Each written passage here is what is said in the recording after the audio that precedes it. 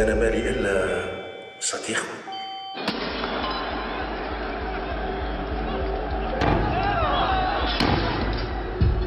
رفيقكم، بوكم، أخوكم،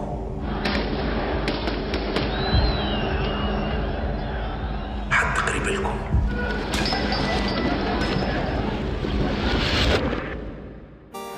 On s'en souvient, bien sûr. Comment ne pas s'en souvenir? Tunis, janvier 2011, tout un peuple en colère, chassait son tyran. On en a plein le cul de lui, de ses conneries. On veut qu'il dégage, qu'il dégage. Une révolte sociale nommée révolution, celle du jasmin, paraît-il, celle de la dignité, en vérité. Pour les Tunisiens et pour le monde arabe en général, la liberté était enfin gagnée au prix du sang. Ce film est du côté des artistes tunisiens. Ils incarnent cette liberté d'expression, tour à tour brimée, conquise et sans cesse menacée. Leurs œuvres, parfois, s'inspirent des changements et les éclairent, souvent. Mais qu'est-ce qui a vraiment changé pour les créateurs tunisiens? Mais qu'est-ce qui a vraiment changé en Tunisie? Un rendez-vous de parole et de liberté. Ils ou elles sont cinéastes, rappeurs, metteurs en scène, danseuses, plasticiennes, humoristes. C'est leur histoire qu'ils vont nous raconter, leur histoire. Celle de la dictature, celle de la révolution, celle des temps islamistes, celle de leurs espérances et celle de leurs craintes. Bataille toujours, hier, demain, artistes en Tunisie.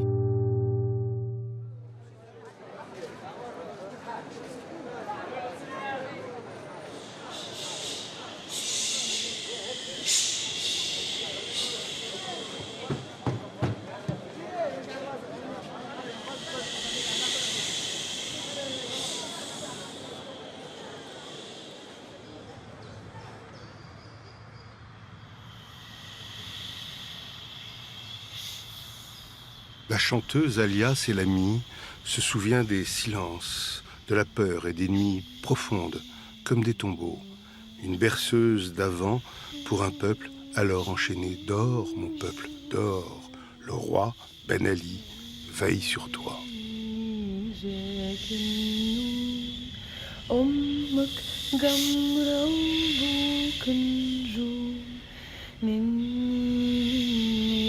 بالك تقول أمك ليلى وبوك فرعون نني نني عين السير بلاد الامتياز ديما في خير نني نني جاك النوم أمك قمرة وبوك النجوم نني بالك تقوم أمك ليلى وبوك فرعون.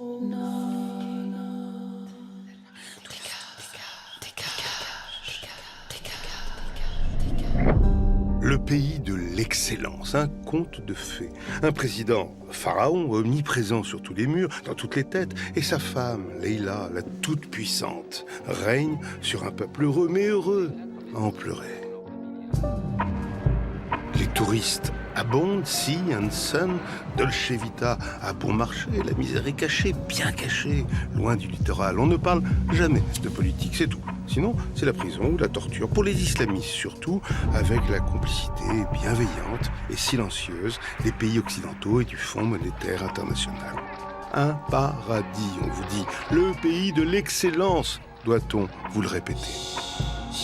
C'était taisez-vous, taisez-vous tout le temps, tout le temps, tout le temps. On avait même peur de parler entre nous. Les étudiants à Paris avaient peur de parler entre eux parce que dans chaque milieu, il y avait des cafeteurs. Dans un taxi ou n'importe où, entre nous, on se méfiait de nous-mêmes. Et surtout, il y a une autre chose aussi, on ne savait pas qui on était. Ils ont toujours manipulé notre image. Parce que le cinéma, la musique, le théâtre, tout ça a été super contrôlé avec la censure. On donnait l'image qu'on voulait bien qu'on nous laisse donner.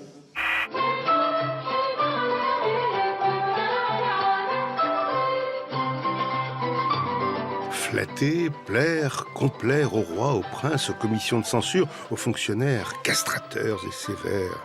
Festivals officiels, arts subventionnés et dociles, fleurissaient sous l'œil vigilant des flics de la culture.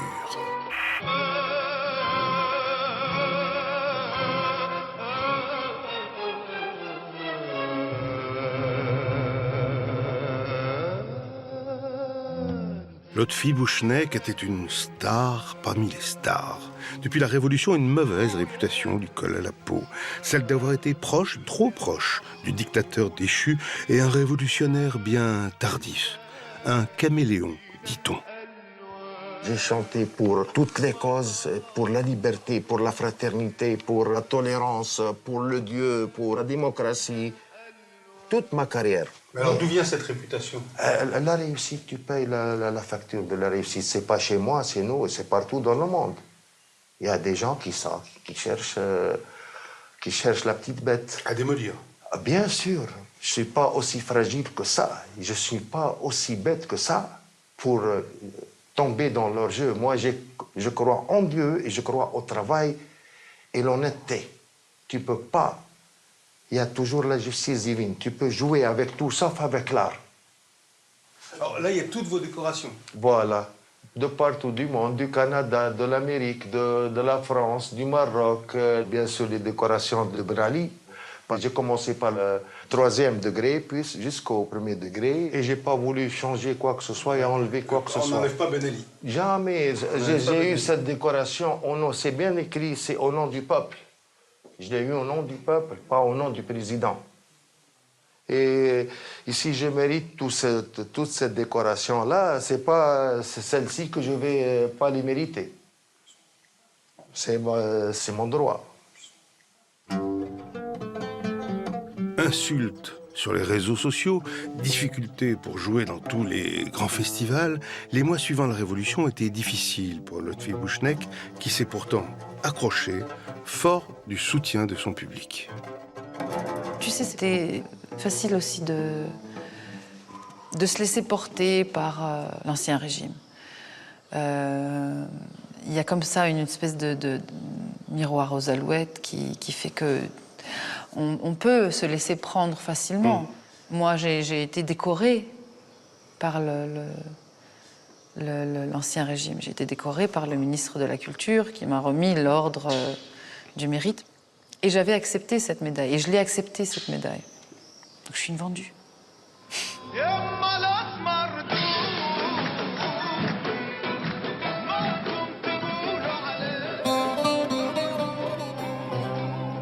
Pour pouvoir créer, il fallait, pour beaucoup, accepter de se taire ou de s'auto-censurer. La compromission n'était jamais très loin, à moins bien sûr d'avoir le courage de supporter les foudres du régime.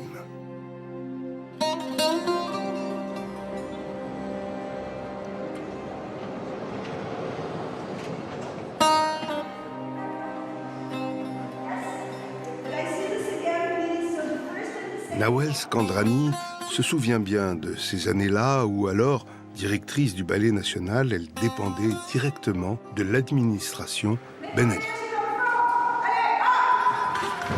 On est rentré en conflit très vite, parce qu'à un moment donné, j'ai compris les dérives de l'administration, ou parce que j'étais directrice du Ballet National, il fallait que j'ai une carte du parti, donc je leur ai demandé C'est vrai ?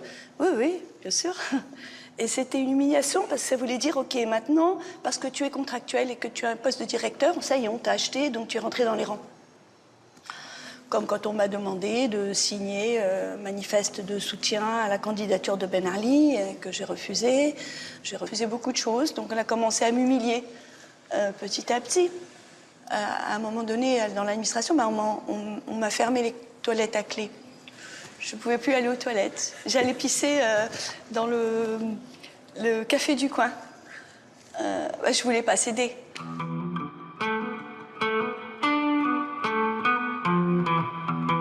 Fermeture des toilettes, oui, mais surtout des locaux et salles de répétition, grandes ou petites humiliations. De toutes ces brimades, Nawel Skandrani a tiré un spectacle, Harcèlement. Une évocation de ce temps où les artistes tunisiens se cognaient violemment aux 4 murs d'une prison à ciel ouvert.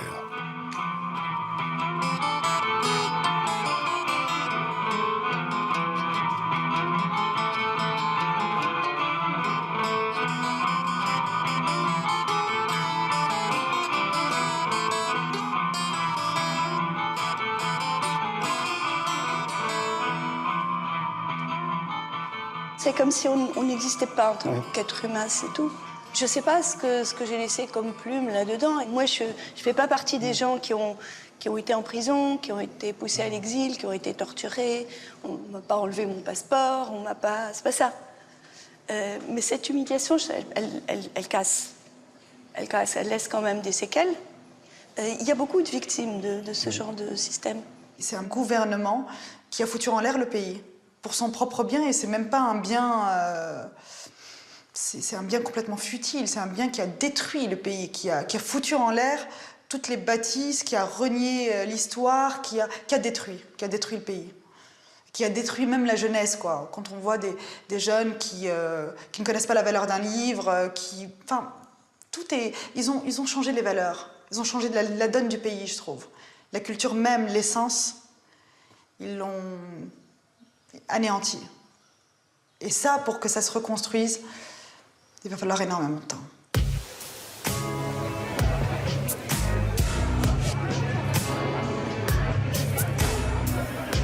Alors Ismahan revisite à travers un moyen métrage au titre en forme de manifeste ou de programme, n'importe quoi, les années Ben Ali.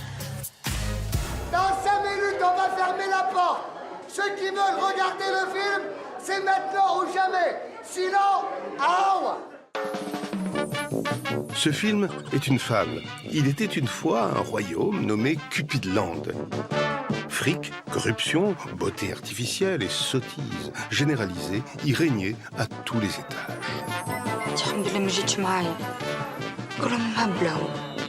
À Cupidland, un couple se partageait le pouvoir qu'il dévorait insatiablement. Deux monstres d'ambition, Neila, l'impitoyable et vénale impératrice, et son mari, Mr. Z, sorte de Big Brother qui s'immisçait dans tous les inconscients d'un peuple apparemment soumis et sans aucun avenir. سيداتي أنا آسف أنا سمعتكم أنا فهمتكم عمري ما حبيت نتقوى عليكم عمري ما حبيت نغزوكم عمري ما حبيت نسيركم قررتوا باش تجيوا عندي وبالصفة هذه تحضروا رواحكم لمستقبل زاهر أنا ما نتمنى لكمش السعادة بالكلام أنا باش نحققها لكم بالفعل. Plus de 2 ans après la Révolution, tu éprouves toujours le besoin de parler de Ben Ali, toi. Oui, parce que je pense que pour avancer, il faut remettre les choses à leur place. Il faut donner un nom à ce qui s'est passé. Il ne faut pas avoir peur d'évoquer ce qui s'est passé tout simplement. Il ne faut pas rester avec les non-dits ou avec de faux jugements. Il faut juste remettre les choses à zéro, dire voilà, ça s'est passé comme ça, c'était comme ça, maintenant on construit.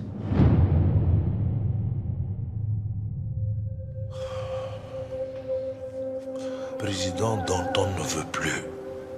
Mon fils. En prison Danton, c'est terrible.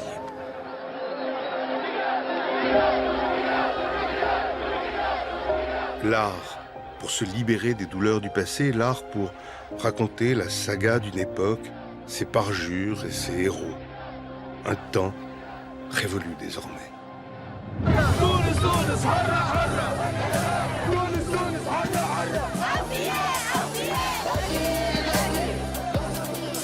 Les semaines, les mois passent, vifs, frémissants. Les Tunisiens découvrent et redécouvrent les libertés, toutes les libertés, sociales, politiques, liberté d'expression, liberté de création aussi. La Révolution est déjà un beau mais lointain souvenir. Nadia Chiari, professeure aux Beaux-Arts, devint Willis from Tunis, caricaturiste politique, s'il vous plaît, avec son chat né au cœur de la Révolution. J'ai fait les premiers dessins au départ pour faire rire mon mari, mon beau-frère, les gens qui étaient autour de moi, parce qu'on était tous très tendus et très angoissés, la situation était difficile. Et c'était aussi un moyen de faire rire même mes proches qui étaient loin de moi pendant ce couvre-feu. Et donc on a créé ce profil sur Facebook, Willis from Tunis, et j'ai partagé ces dessins avec mes proches. En même temps, en me disant, bon, on va tester pour voir si c'est vraiment la liberté d'expression, on va voir si ce qu'il dit est vrai. Et j'avais envie de continuer, et j'ai continué à publier les dessins, quoi. J'ai toujours adoré le dessin de presse. On n'a jamais eu l'occasion de le faire réellement ici. Et je me sens complètement libre. C'est une récréation pour moi, quoi, ce chat. Parce que quand je peins ou je dessine, habituellement, je suis quelqu'un de très méticuleux. Je prends énormément de temps pour faire un tout petit dessin. Et là, je ne le travaille pas du tout. C'est un prétexte. Prétexte à quoi? C'est un prétexte.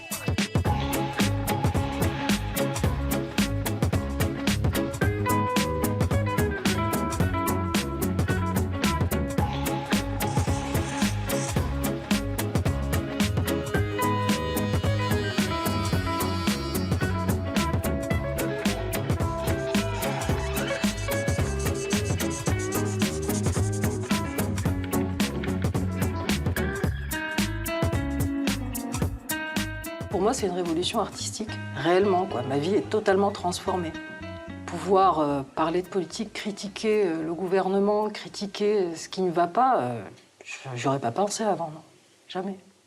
Ce cri de révolte qui a abouti à cette révolution, à ce bouleversement, a engendré une jeunesse qui est déterminée à aller jusqu'au bout de ce qu'elle vit, de ce qu'elle ressent et de ce qu'elle a peur de perdre. Ils sont très créatifs. Un nouveau langage, même la langue, a pratiquement éclaté. Il y a une manière de dire, une manière de vivre, une manière de créer, une manière d'affronter le présent, d'affronter les problèmes qui est tout à fait nouvelle et très forte. On s'est enfin senti vivant après cette révolution. On était des zombies avant. Maintenant, dans les cafés, ça parle de politique. Avant, ça parlait de foot. Maintenant, on parle de politique et on critique le pouvoir en place. Et ça, c'est délicieux, ça. On ne pourra plus nous enlever, c'est pas possible.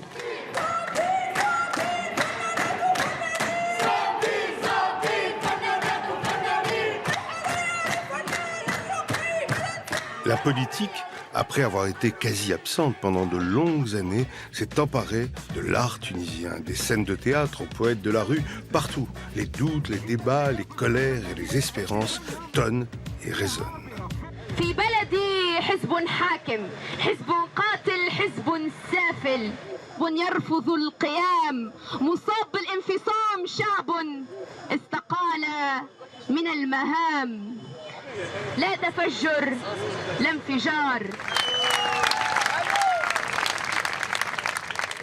Cet art citoyen, cet art de l'échange quotidien ne change peut-être pas grand-chose, mais qu'est-ce qu'il est beau, qu'est-ce qu'il est fort, qu'est-ce qu'il est intense, qu'est-ce que nous cimentons comme rapport à l'humain, au quotidien. Et l'humain est d'autant plus précieux et important qu'il est assorti de questions sur le ici et maintenant, sur le vivant, sur le quotidien, sur les choses dont souffrent les gens. Cet échange n'a à nul autre égal. En fait, on ne fait pas de l'art engagé, c'est presque absurde de dire ça, on fait de l'art engageant. C'est-à-dire que nous, on est engagés dedans, du coup, ça engage les gens. On a obligation. Oui, on se sent ce devoir d'être utile. Être utile, donner du sens. Mais quel sens donner au retour des islamistes d'exil? Mais quel sens donner à leur prise de pouvoir en octobre 2011, 9 mois après la Révolution? Quel sens donner aux nouvelles censures, au nom de Dieu, cette fois-ci, qui s'abattirent sur les artistes tunisiens? Oui, la liberté d'expression est garantie dans la Constitution, mais pas le blasphème ou l'insulte envers Dieu ou notre prophète. Oui, quel sens donner aux droits des femmes limées et rognées dans un pays qui fut à l'avant-garde des libertés de ses citoyennes? Quel sens donner aux assassinats des leaders de l'opposition laïque? Quel sens donner? Qu'attendre de bon, de neuf, en ce pays qui fut à l'origine de ce que l'on appela le printemps arabe?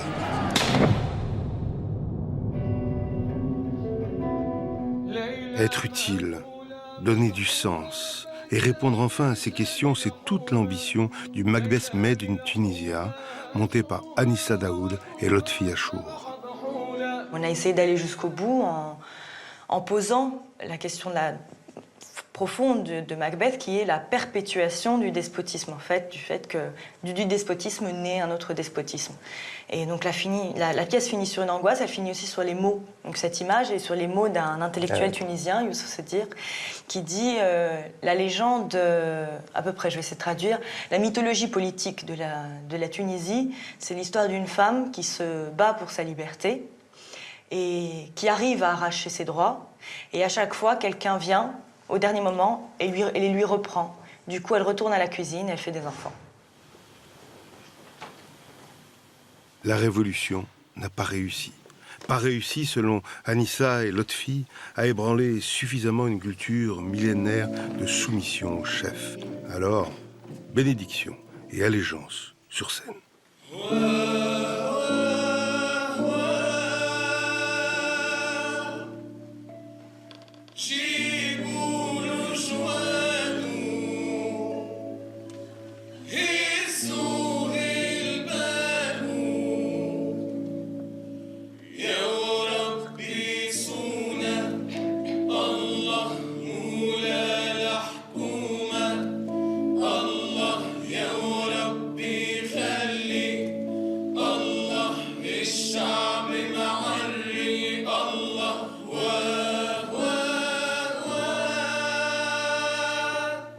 Au fil du temps, il s'est construit une pensée politique dans le monde musulman qui était un empire immense. Ouais. Et pour garder l'unité de l'empire, l'idée de cohésion a été poussée jusqu'au point où sortir du rang, remettre en question les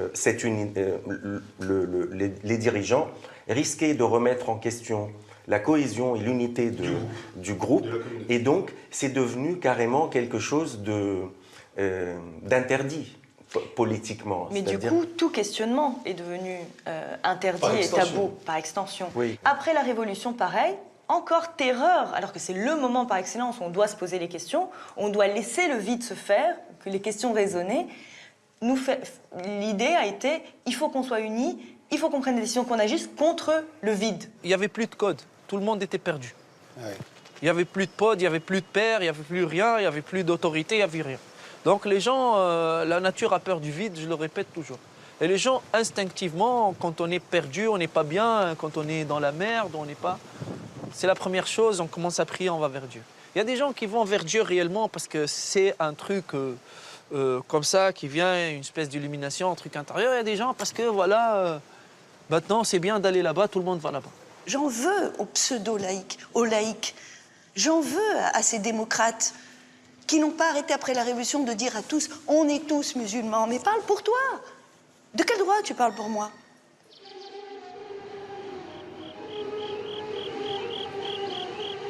Le pouvoir terrestre ayant été brisé, les Tunisiens se tournèrent donc en masse vers la seule autorité ayant résisté à la bourrasque, la mosquée.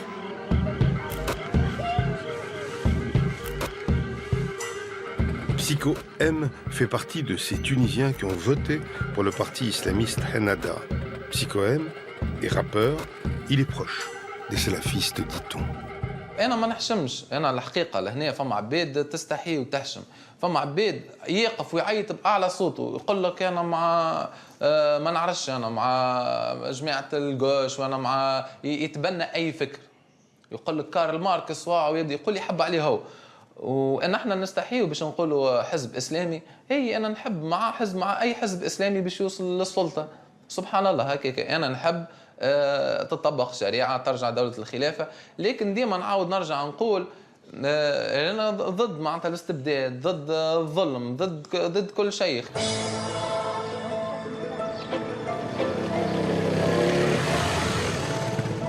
Idole des jeunes des cités de Tunis aux verbes violents et aux idées tranchantes, Psycho M pourfend les ennemis de l'islam. Ils sont partout, à la lumière et surtout dans l'ombre. Un complot. تحكم في اللي ناسيون، تغلى الحركة السرية اللي اسمها الماسونية، تحكم في الاقتصاد في الميليتير وفي السياسة، هي تختار اليوم شكون يشد كرسي الرئاسة. كل عندك في الليست مع اتباع الانتيكريست، اتباع تقدر هرتزل كبارات لي سيونيست، لي جويف اللي تملك الاقتصاد والبوفوار، اللي تملك السوق تملك الشركات الكبار. يبقى بلاص بالاسلام جيب الوطنية نحي الدين، جيب القومية العربية وبدات الفتن متاع كل مسلم عنده وطن، شريعة والسنة فزت فيهم في النظام.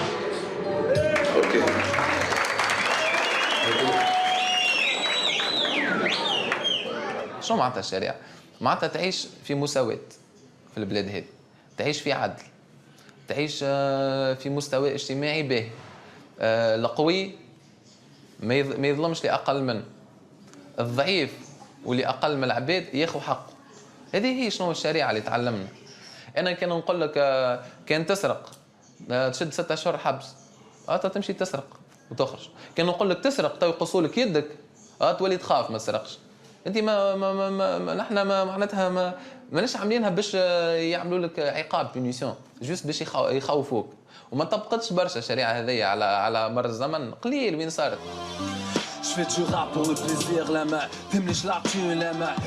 La charia comme une arme de dissuasion massive.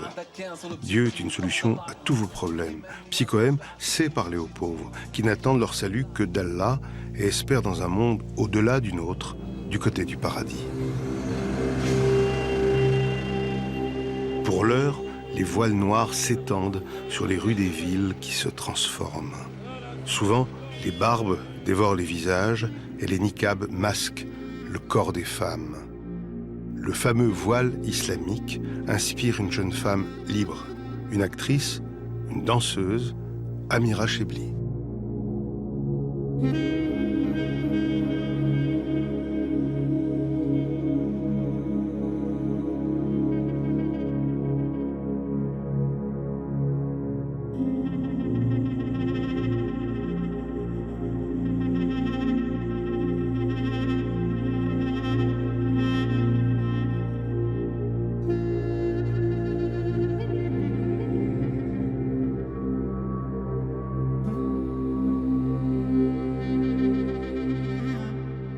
Depuis la Révolution, pour moi, plus que jamais, la question politique est liée au corps de la femme.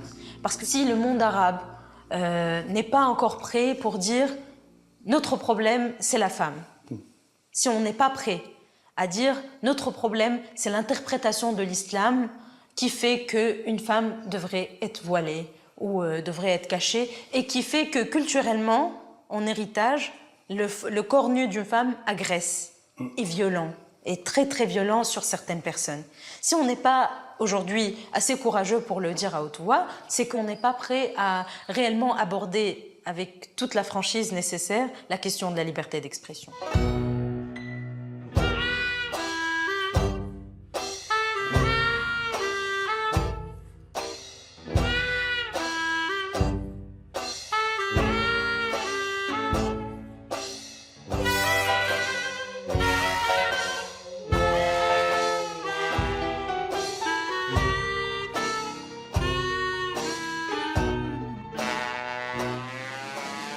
Mon engagement, c'est mon corps, mais je voudrais être honnête aussi pour dire que pour moi, c'est fatigant qu'on en soit là encore. Voilé, dévoilé, j'aurais voulu avoir le luxe d'être ailleurs. Enfin, ne plus me retrouver à discuter avec, comme ça avec engagement, la nudité. Enfin, pour moi, ça devrait être des choses évidentes. Pour moi, c'est très triste d'être là, d'être encore là. Non, ce n'est pas évident. Pas évident le corps, pas évident la nudité. Sans parler de Dieu et surtout de sa représentation. Quelques mois après la Révolution, les foules islamistes manifestèrent contre une télé privée, Nesma, qui avait eu l'audace de diffuser le film d'animation Persépolis. Dans cette œuvre, la réalisatrice Marjane Satrapi avait osé figurer Dieu sous les traits bien humains d'un vieux papa barbu. Blasphème, insupportable. il se moque des convictions du peuple musulman. Il se moque de Dieu, il se moque du prophète et il se moque de notre religion, l'islam. Et c'est pas acceptable. Il y a deux Tunisies qui ne se côtoient pas. Il y a une Tunisie qui est sourde à l'autre. Oui. Ça, c'est... Oui, il y a deux Tunisies totalement différentes. Il y a un slammer avec qui j'ai pas mal travaillé qui s'appelle Hatem Karoui. Et il disait, mais moi, aujourd'hui, j'ai un problème. Parce qu'avant, j'écrivais, il y avait la ligne rouge. Et c'était cette espèce de va-et-vient avec la ligne rouge, de rapport de force, de tout ça, avec cette ligne rouge du pouvoir, de la liberté d'expression, etc., qu'on ne pouvait pas franchir. Donc la frôler et tout ça, ça lui donnait beaucoup d'inspiration, ça lui donnait beaucoup de force, etc. Il dit, j'ai un problème, je ne sais plus contre quoi écrire. Je ne sais plus. Donc là, il a trouvé maintenant. Il a trouvé qui? Il est barbu. Il a trouvé les barbus, il a trouvé l'extrémisme, il a trouvé le côté borné, la bornitude. Le contexte est certainement propice d'un point de vue artistique un peu malsain, je veux dire, parce que pour un artiste, c'est toujours très inspirant d'être dans des situations de difficulté. C'est très propice et inspirant. Mais il y a une limite, une limite qui est très basique, qui est instinctive, c'est même primitif, c'est rester vivant, c'est de pouvoir bouger réellement.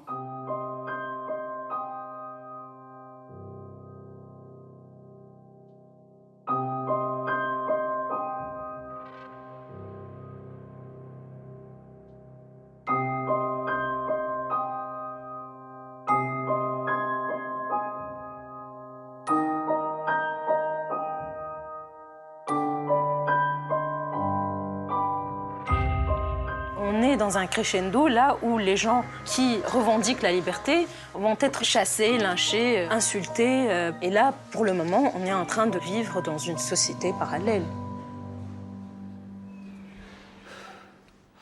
Vous avez peur dans la rue, parfois? Oui, je suis très triste de le dire, mais j'ai...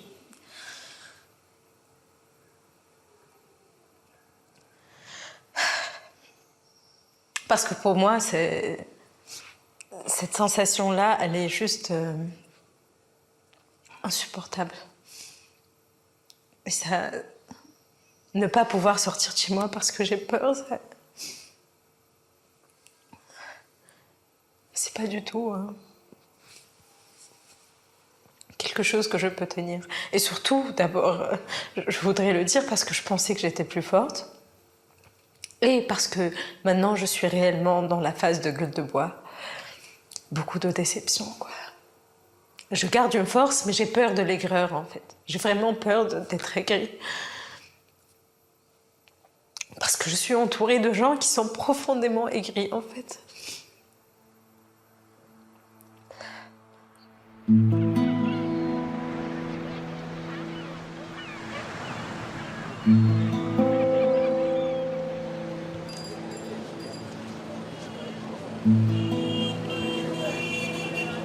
La peur, Lotfi Abdelli, le plus célèbre des humoristes tunisiens, l'a ressenti lui aussi. Tout de suite. Plusieurs mois sans oser monter sur scène. Il ne sort jamais sans ses gardes du corps et ce jour-là, c'est la première de son nouveau spectacle. La tension est grande.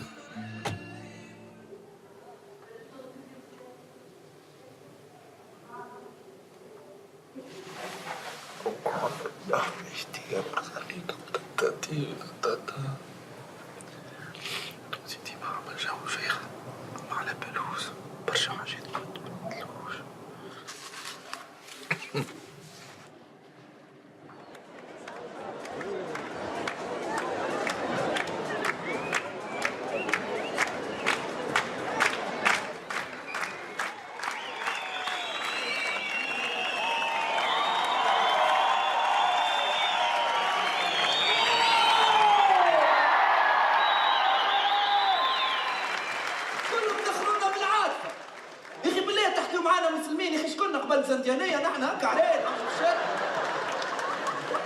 كنا قبل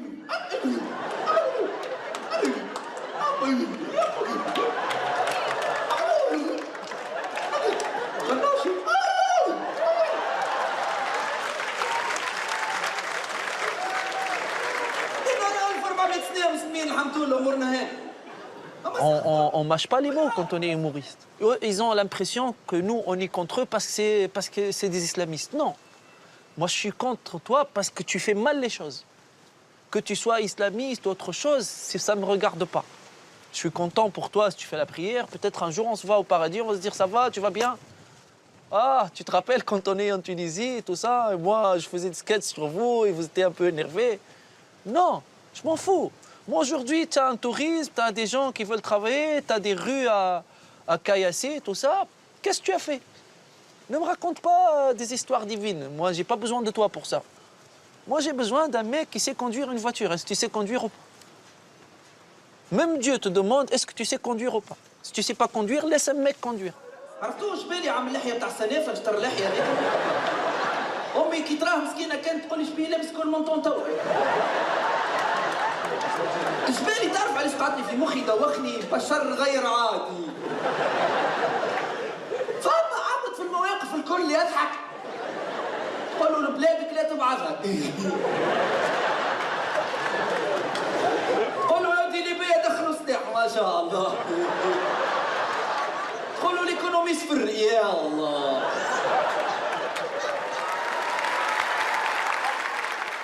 Pour moi, c'est beaucoup plus dur parce que, sincèrement, avant, il y avait des choses que je ne pouvais pas dire pendant Ben Ali et je les contournais, je les disais indirectement. Là, je dis des choses que je n'ai jamais dit chez Ben Ali, que je n'ai jamais rêvé de dire. Je suis presque, disons, je suis à 90% d'une liberté absolue. 90% pour ne pas exagérer. C'est énorme pour un pays arabe, pays musulman, la Tunisie aujourd'hui. 90%.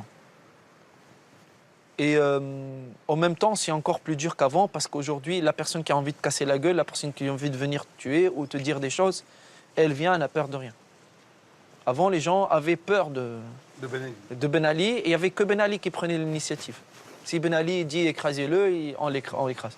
Aujourd'hui, n'importe qui va envie de t'écraser, il t'écrase. C'est la liberté, les gens te disent oui, moi, lui, il ne me plaît pas.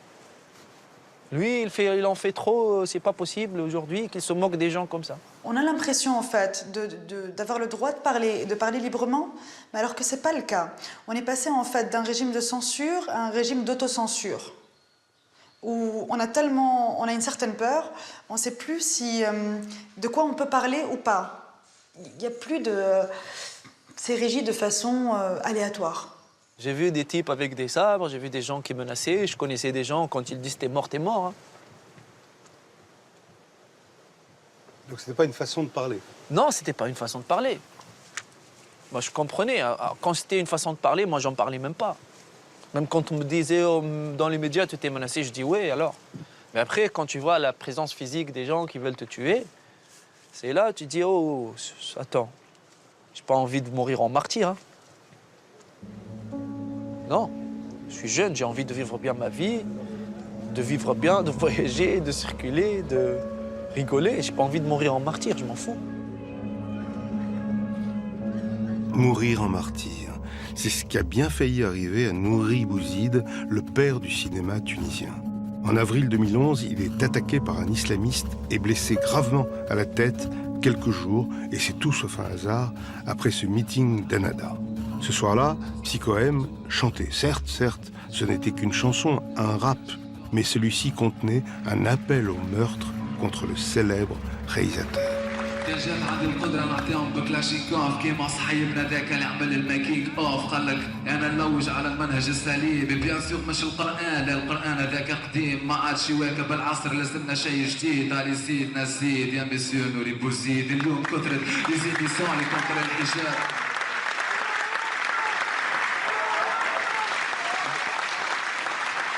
C'est lamentable, mais tout le monde prend les choses au premier degré.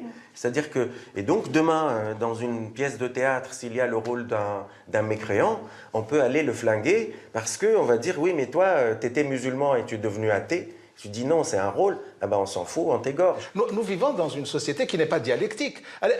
Essayez de convaincre un islamiste qu'il a tort. Ça ne dialogue pas, ça ne dialectique pas. Ça n'échange pas, ça assène. Le danger est partout. Le ministère de la Culture condamne certains artistes pour leur provocation et bien sûr leur blasphème. et parfois les emprisonne. Ce jour-là, au palais de justice de Tunis, 2 jeunes artistes, dont un rappeur, pas islamiste celui-là, étaient condamnés pour outrage aux bonnes mœurs et diffamation.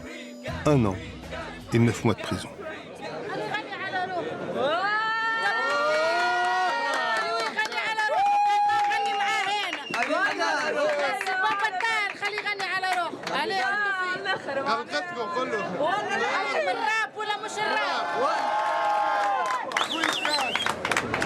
Depuis la Révolution, on a fait le deuil d'un changement économique réel, d'un changement de justice pour les gens, d'une vraie transition démocratique. Et au final, la seule chose vraiment tangible, réelle qu'on a et qu'on vit, qui a changé nos vies, c'est un peu plus de liberté d'expression.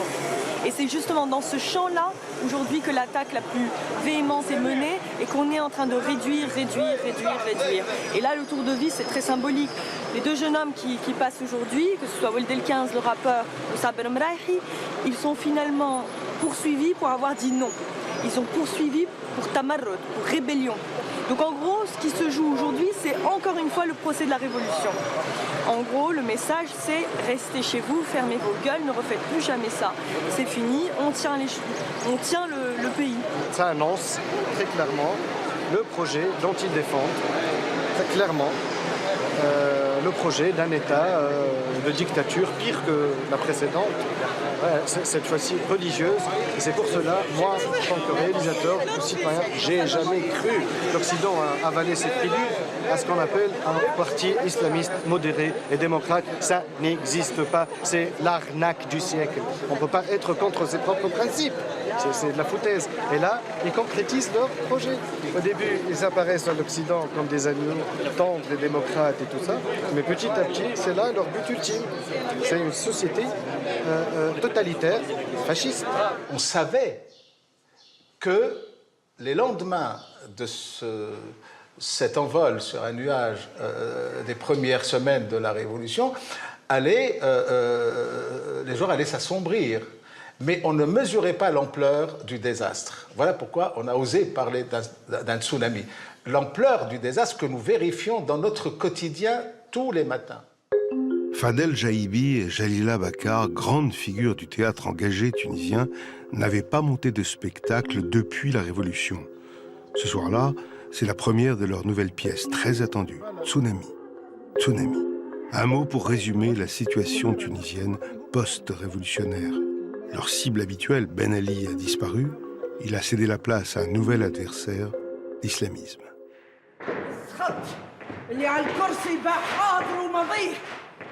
تربى على العرش سلطان ودور به الموالين. اسخط على اللي زرع نار الفتنه، كفر المواطنين ونصب روحه على البيض المؤمنين.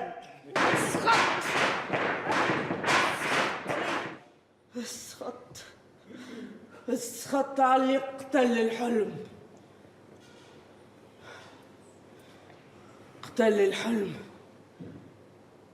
قتل الحلم وقلبه كابوس.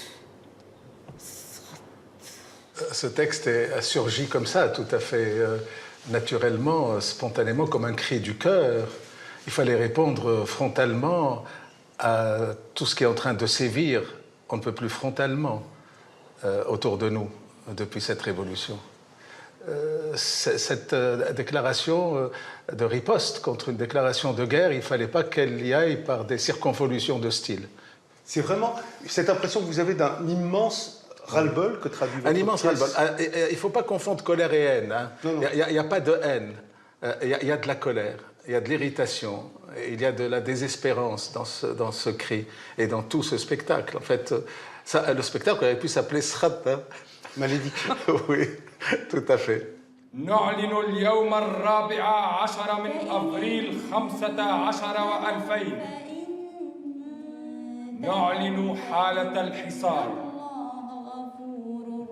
وقد تقرر ما يلي منع الجولان ما بين الساعة 6 مساء و5 صباحا مع انتشار وحدات الجيش الوطني على كامل البلاد تعليق الحريات العامة والفردية والله لعملنا معين وقل اعملوا فسيرى الله عملكم ورسوله والمؤمنون صدق الله العظيم والسلام عليكم ورحمة الله. Ainsi se termine le spectacle de Fadel et Jalila, funeste et effrayante vision. Celle de la constitution d'une dictature théocratique en 2015, pire, bien pire, que le précédent régime balayé par la révolution. Moi, je ne peux pas regretter Ben Ali. Je me refuse à regretter Ben Ali. Pour moi, ce qui se passe maintenant, c'est tout à fait normal. Parce que c'est c'est la réponse exactement à toutes les frustrations auxquelles on a eu droit dans tous les sens. En fait, le Tunisien ne sait pas qui il est. Le Tunisien doit se construire, le Tunisien doit se connaître. Donc le Tunisien doit faire des erreurs, il va faire des choix et voir où ces choix vont le mener pour comprendre. Parce qu'il n'a jamais eu le choix. Alors oui, dans un premier temps, l'islam, oui, mais on est en train d'en revenir des islamistes et de Nahda et compagnie.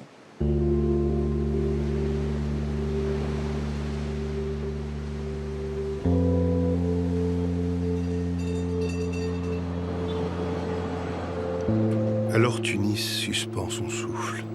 Quelle sera l'issue politique? L'exemple égyptien et ses affrontements et ses morts par milliers font peur, bien sûr. On rêve de miracles négociés. Ils se font attendre. Mais ils ont parfois lieu à Tunis.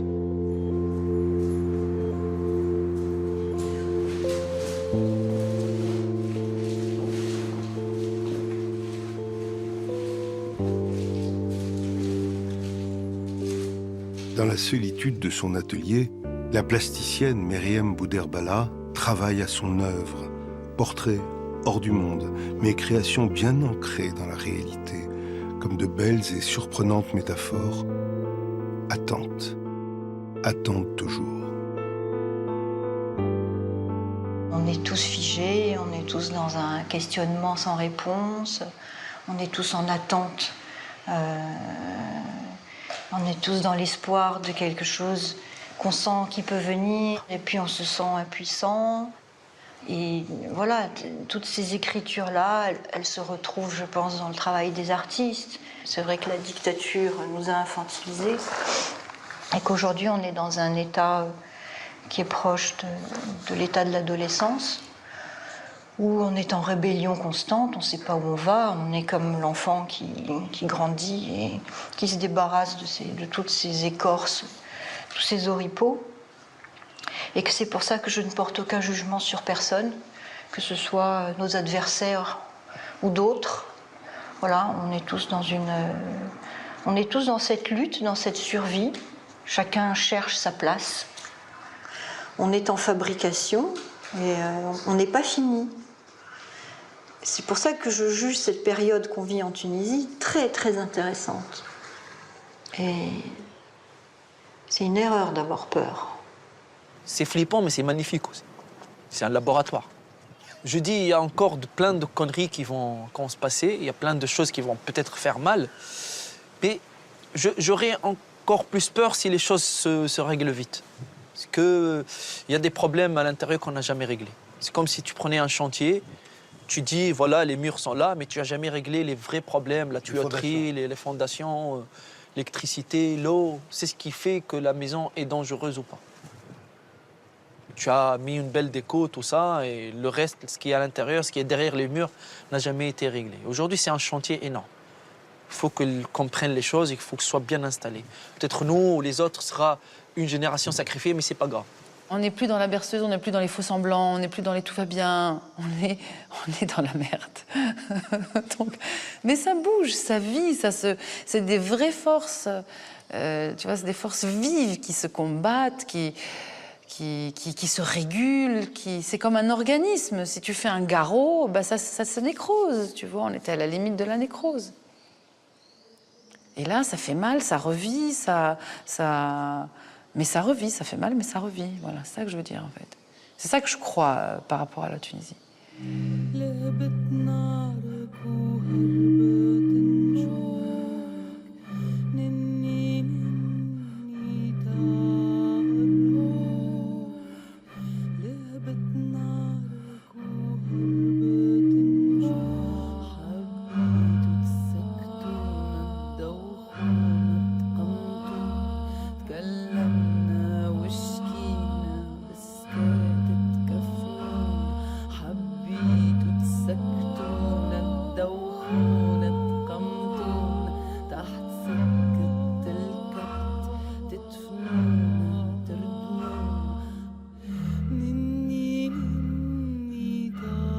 revoir aux artistes et salut à eux. Nous avons senti les craintes et les dangers, évalué les peurs et les menaces et surtout espérer avec eux des lendemains de liberté.